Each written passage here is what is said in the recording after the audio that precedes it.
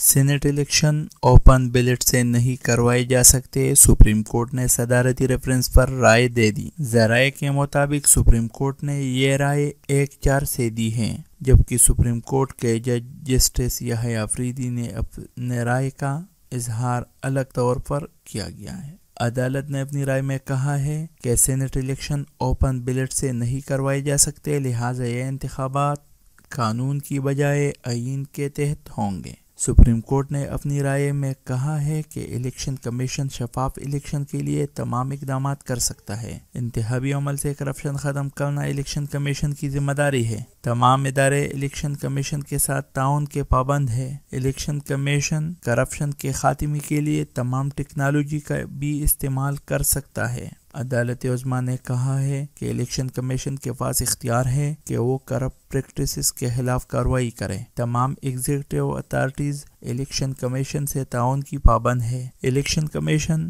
218(3) کے تحت کرپشن روکنے کے تمام اقدامات کرے۔ Chief justice Pakistan justice Gulzar Ahmed کا کہنا تھا کہ ابھی عدالت نے مختصر فیصلہ جاری کیا ہے اور تفصیلی وجوہات بعد میں جاری کی جائیں گی۔ معزز چیف جسٹس نے کہا، سپریم کورٹ نے اپنے فیصلے میں قرار دے چکی ہے کہ سیکریسی کبھی بھی متعلق نہیں ہو سکتی اور ووٹ ہمیشہ کے لیے خفیہ نہیں رہ سکتا۔ ووٹنگ میں کس حد تک سیکریسی ہونی چاہیے، یہ تعین کرنا الیکشن کمیشن کا کام ہے۔ واضح رہا ہے کہ حکومت نے سینٹ کا الیکشن اوپن بیلٹ سے کرانے کے لیے صدارتی ریفرنس دائر کیا تھا، جبکہ ملک میں سینٹ کے الیکشن 3 مارچ کو ہوں گے۔ امید ہے صدر مملکت مستقبل میں محتاط طریقے سے ریفرنس آگے بھیجیں گے۔ شاہد حقان عباسی مسلم لیگ نون کے رہنما اور سابق وزیر اعظم شاہد حقان عباسی کا کہنا ہے کہ حکومت کا صدارتی ریفرنس سپریم کورٹ نے مسترد کر دیا ہے۔ کوئی بھی ترمیم کرنی ہو یا قانون بنانا ہو، اس کا حق صرف پارلیمنٹ کو حاصل ہے۔ الیکشن کمیشن کے باہر پریس کانفرنس کرتے ہوئے شاہد حقان عباسی کا کہنا تھا کہ ہمارے خیال میں الیکشن کے طریقہ کار میں کوئی تبدیلی ممکن نہیں۔